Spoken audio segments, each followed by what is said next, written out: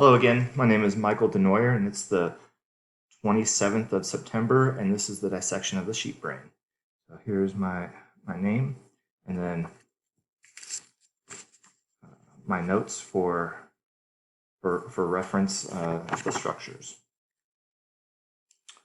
Okay, so disclaimer: this this specimen was pretty soggy and mushy, and unfortunately didn't get much of the spinal cord and whatnot. But I think I got the intent behind this. So right here is the frontal lobe. On the side here, you have the parietal lobe, which kind of wraps around a little bit. You have your temporal lobe, which would be here, and then your occipital lobe, which would be back here. Okay. The gyri, which is the little flat raised parts on the brain, you can see throughout, and then the sulci are the indentations or the little crevasses, if you will, within the brain.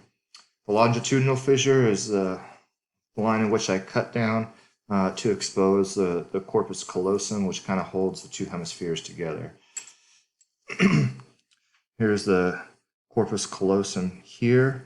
Underneath that, you have your thalamus, which would be here, and then your hypothalamus, which is here.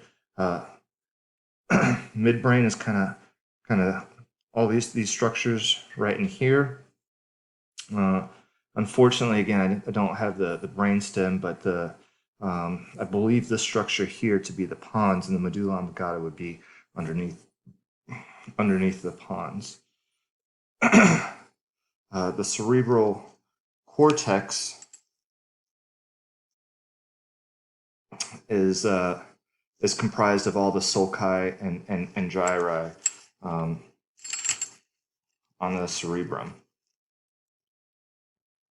The white matter is in the cerebellum, and then the meninges are the outer layer of the brain, which I cut off, but this is it right here. So thank you, and that's the down and dirty of the sheep brain.